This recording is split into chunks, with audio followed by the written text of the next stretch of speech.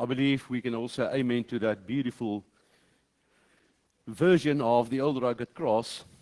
A change is good, and it really brought out the theme of that song so beautifully. Thank you, choir, for really creating the atmosphere where we can now come and approach the Lord as we prepare to meet Him at the table. I want to repeat that today is open communion, which means anyone who is here, whether you're baptized or not, if you understand what the meaning is of communion, you understand what the meaning is of the plan of salvation, you're invited to join in all aspects of our service today. And I invite you to just bow your heads with me. Let's ask the Lord's blessing. Lord, we come to the table of the Lord. In his letter to the church in Corinth, Paul is advising the members to be cautious, not to partake of the emblems in an unworthy manner. And as we explore what Paul was trying to share with the church, may the message also come to us here at Five Oaks so that we can receive the blessing we've come for. We invite the Holy Spirit to come into our hearts, to help our minds to focus on the reality of Jesus, the plan of salvation, and forgiveness of sin. We pray for the love of God to envelop each one in His loving care and protective love. We invite Jesus to remind us of what this commemoration is all about. In Jesus' name, amen. Imagine a large family gathering for a special meal. The food has been prepared, the table is set, and now we're expecting the people, the guests, to start arriving. And sure enough, our family members are already there, and as soon as they get to the table, they start eating. They pile the food on their plates, and they're not even considering that some might still be on their way. There might be some latecomers, but they just indulge in what they have, and some even go back for seconds. And then there are those who arrive, and they walk to the table and see, but wait a minute, some of the food has been eaten. There are some empty plates already. There's not much left for us. And then they think about those who must still be on their way, who might arrive in time just to find an empty table. And all of a sudden, the mood in that whole room shifts. Because the people who arrive late feel that they are overlooked, that they are unwelcome. They feel like intruders at this family gathering. And they feel that they are not really welcome at the meal. They begin to realize that this was supposed to be a family meal. The only problem is not for everyone. Some took advantage. What is wrong? Is it the meal? No. Is the heart at the table? And this is what Paul is addressing in his letter to the church in Corinth in chapter 11 of the first letter to the Corinthian church. Paul is telling the people exactly that this is what is happening when you come together to celebrate the Lord's Supper. There's this unity in the church. There are factions that don't care for each other's needs. And Paul encourages the people if you look at 1 Corinthians chapter 11 and you look at verse 27, Paul says, therefore, whoever eats this bread or drinks this cup of the Lord in an unworthy manner will be guilty of the body and blood of the Lord. When he talks about the body of the Lord, he talks about not only the emblems of the body, he talks about the body of believers. For this reason, he says in verse 28, Therefore let a man examine himself, and so let him eat of the bread and drink of the cup. Paul is inviting us to do some introscope, to do some self-analysis. He's saying, look, we come together for a meal. Now remember, at the time when Paul wrote this, and there's a very good indication that Paul wrote this letter to the church in Corinth before either one of the first Gospels were written. So this was really the first introduction we have.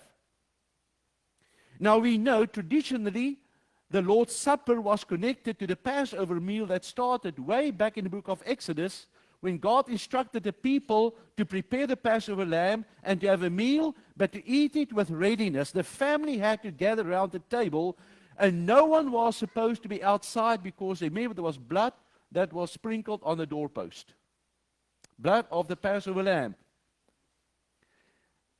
And now we find Jesus in John chapter 13, Jesus sitting with the disciples at the table, and the Bible clearly says, and after the meal, Jesus got up, took the basin, girded himself, and he started to wash the feet of the disciples. So this was the regular setting. There was a meal, the Passover meal, that would divert out into the emblems of the Lord. The broken bread and the cup. And the problem was, at the time when Paul wrote this to Corinth, there was not a church building.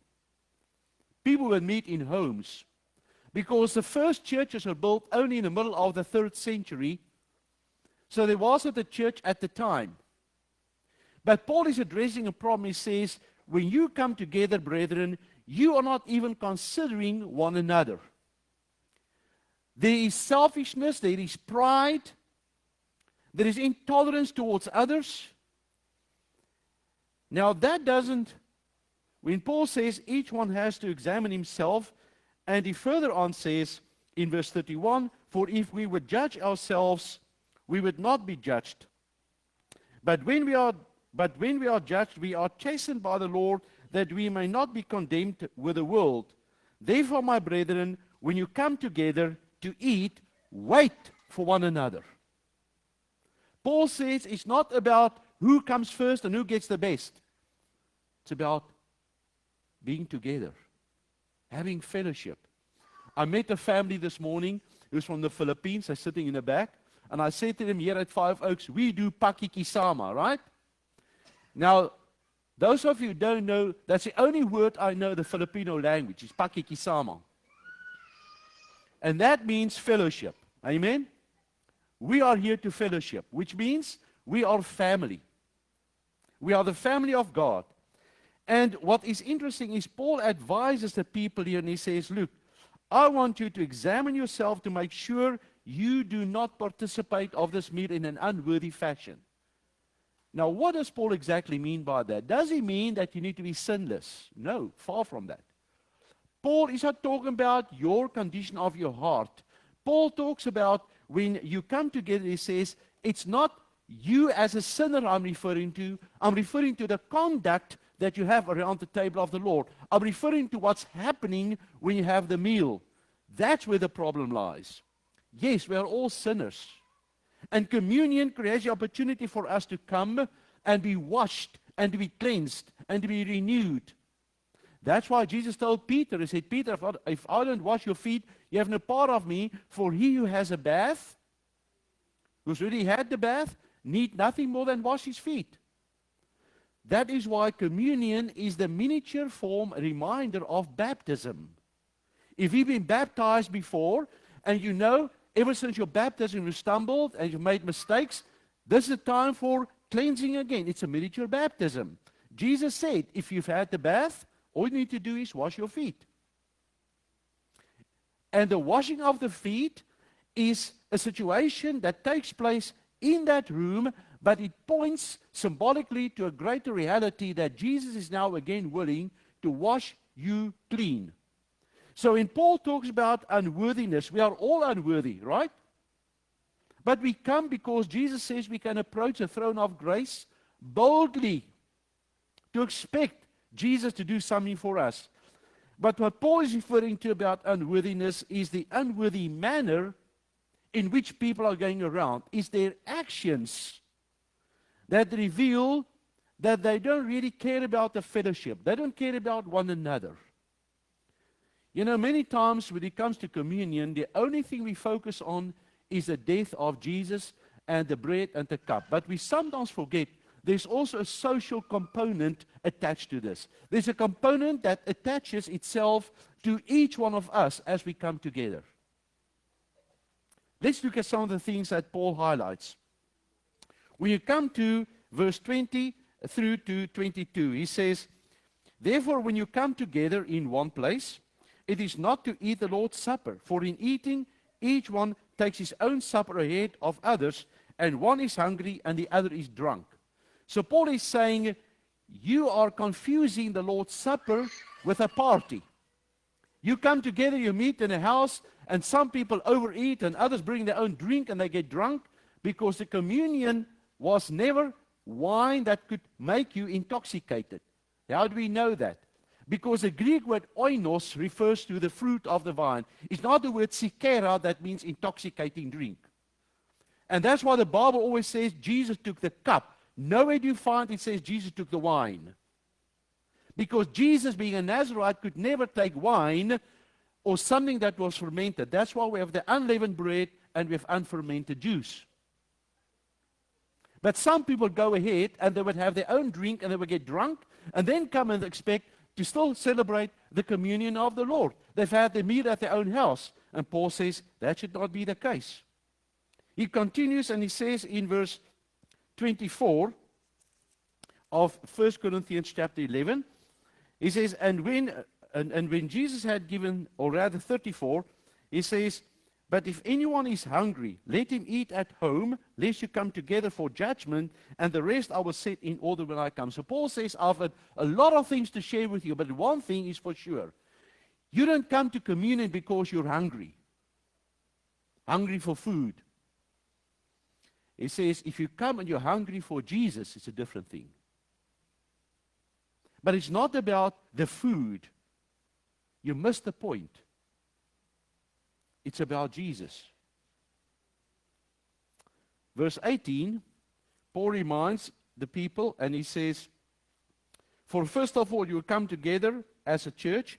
I hear that there are divisions among you, and in part I believe it." Paul says, you come together, you want to celebrate the Lord's Supper, but there's division among you. You know, we talked about unity in Sabbath school this morning, and thank you, John, for teaching that Sabbath school this morning, and for those who commented. We saw that unity is imperative to the church. Jesus prayed for that in John chapter 17. But Paul says when you come together, there's divisions among you. Now, my dear friends, I don't need to remind you of the world we live in today, where there's so much division in the world, and unfortunately that division has penetrated through the walls of the church.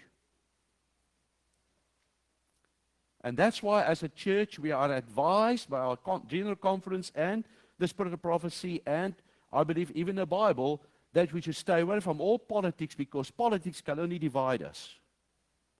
There's a lot of uneasiness in the country today, and it is such that I know there are people who make comment, whether it's a comment about the present president or whether it's a comment about the previous president. The fact is, stay out of politics, because Jesus says, my kingdom is not of this world. And all politics can do is divide people. And ever since COVID was a threat to the church, because COVID divided the church among those wanting to wear a mask and those refusing to wear a mask. And those who said we should have the vaccine and those who shouldn't have the vaccine. Because the devil wants us to be asleep so that he can divide and conquer. Satan is trying to divide God's people with things of the world. Let us focus on the things of Jesus. And that's what Paul is pleading for. Paul says, I hear that there are divisions among your brethren when you come together to celebrate the Lord's Supper. Don't fall for the wiles of the enemy. And then he continues. He says, the other problem is in verse 21. You do not care for the needs of others, because you go ahead and take care of your own needs ahead of others. That's selfishness. It's a me first kind of attitude. And then in verse 19, it says, yet in the church I would rather, in verse 19 he says, therefore, there must be factions among you, that those who are approved may be recognized among you. Paul says each one has to not only be focused on your own needs, but also those of Christian believers. He says that in verse 29, for he who eats and drinks in an unworthy manner eats and drinks judgment to himself, not discerning the Lord's body. In other words, you're not discerning the church of God. You're not discerning the believers who form the body of Christ. And then Paul brings it all the way down to verse 23. He says, let me remind you, why do we even have the meal? Let me just remind you, why do we even call it the Lord's Supper? Because I received from the Lord that which I delivered unto you. It says, this is not a man-made situation. It's not a man-made occasion. Jesus is the one who gave us this. So we have to be mindful of why Jesus did it and what the purpose is of this. I gave you what Jesus delivered unto me, that the Lord on the same night in which he was betrayed took bread, and when he had given thanks, he broke it and said, take, eat, this is my body, which is broken for you. Do this in remembrance of me. So the thought that should penetrate your minds when you come together is not, how much can I eat and can I have that food? No, it should be all about Jesus. Remember Jesus, what he did and why he did it. Isaiah 53 verse 4 to 5 says, he was wounded for our transgressions. He received the stripes we deserve. That was a messianic prophecy that predicted the time will come when Jesus will be crushed for us, of which the broken body becomes a symbol of his substitutionary sacrifice for us. Furthermore, Paul continues in the same manner. He took the cup after supper, saying, this cup is a new covenant in my blood. Do this as often as you drink it in remembrance of me. Is the new covenant because when Jesus died on the cross, the blood of the Lamb of God now is that which cleanses us, not the blood of goats and lambs and steers. The new covenant is based on better promises because it's based on Jesus and his sacrifice. And Paul says, and then Jesus also said, do this in the remembrance of me. So we have to remember Jesus. And let all other thoughts of division and disunity and selfishness and intolerance and impatience disappear from your minds.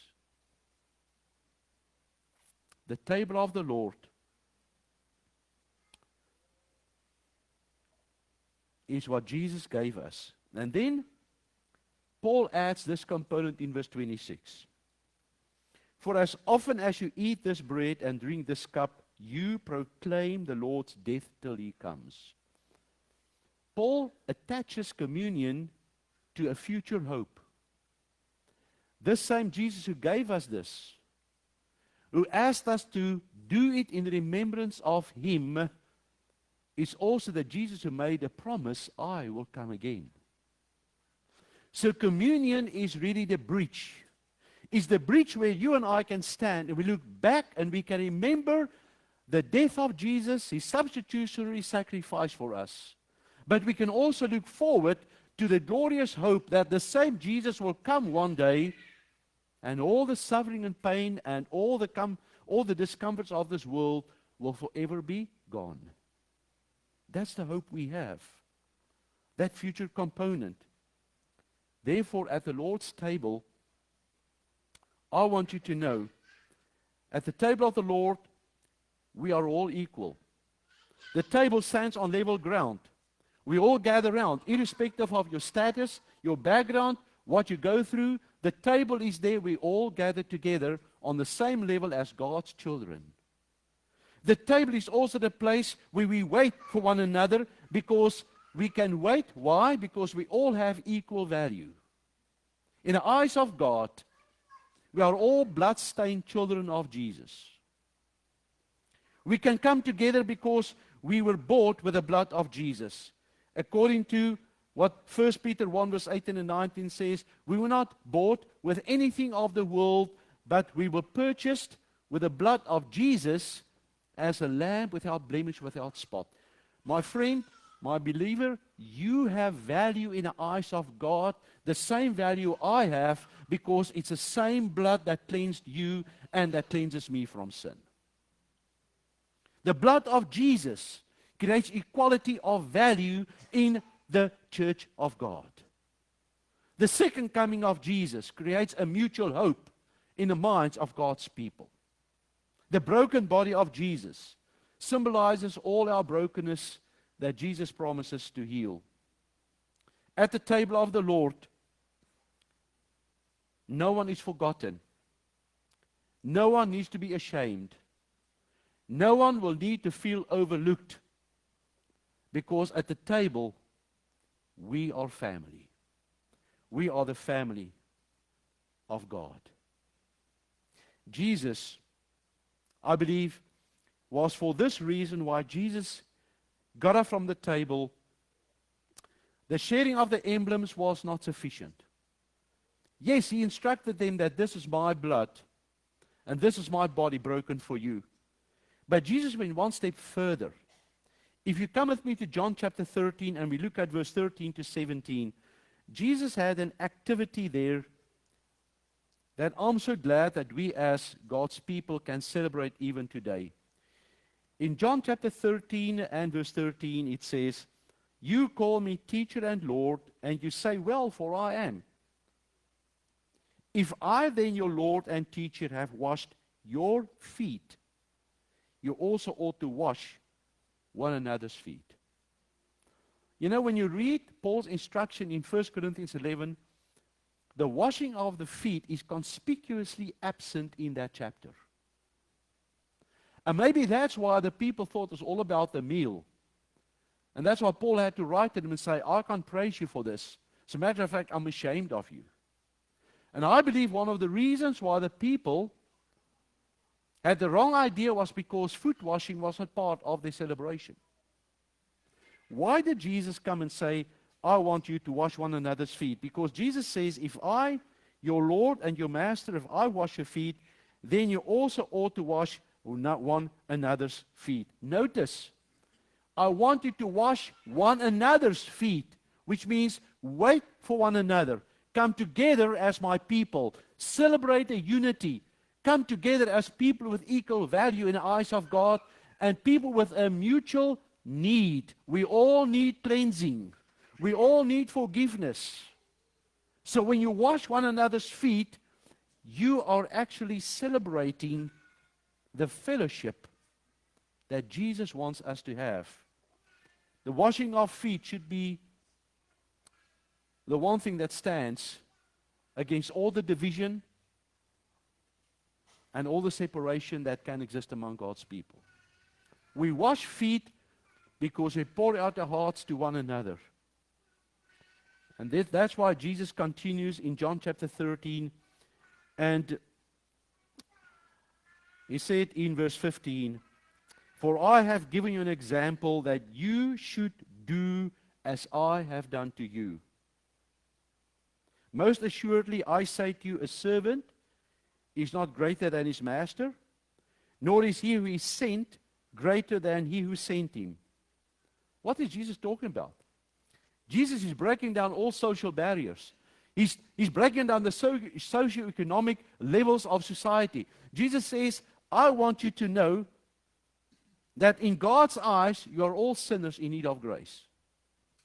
Irrespective of status, irrespective of education, irrespective of who you are, how young you are, how old you are, we are all sinners in need of grace. And then Jesus goes on to say in verse 17, if you know these things, what then? What's the word there? Blessed. God is ready to pour out a blessing upon you and me if we not only reflect upon what Jesus gave us, but when we're willing to follow the example Jesus left for us. Blessed are you if you do them. I like the translation in a Mounds Reverse Interlinear New Testament that says, if you know these things, blessed are you if you put them into practice. May God bless us as we reflect upon the table of the Lord, as we come together as God's people, as we celebrate our unity in Jesus, as we celebrate our mutual need as sinners in need of grace, as we reflect upon the bread and the cup, the emblems of that salvation that Jesus left for each one. Let us pray. Lord, thank you for Paul and his counsel. What happened in the church in Corinth can so easily be repeated in many churches today, even here at Five Oaks. Lord, the devil is intent on causing division and separation, to distract and to eventually destroy. But thank you for the opportunity where we can come together and not only believe what Jesus told us, but put into practice what you desire for us to do. Lord, we thank you for the beautiful institution of foot washing. Because when we wash one another's feet, it points to the reality that Jesus wants us to be forgiving to each other as God is willing in his heart to forgive us.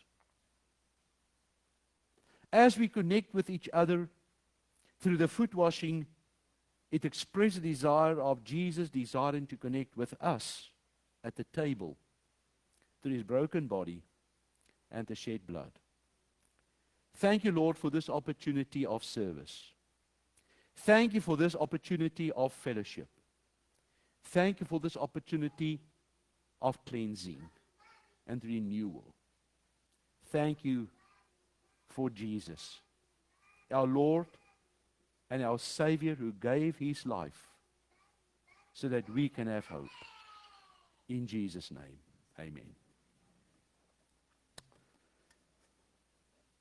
Before we separate for our foot washing, we are going to take up the lamb's offering for the children because they're going to remain behind for the story. But I also would like to just invite you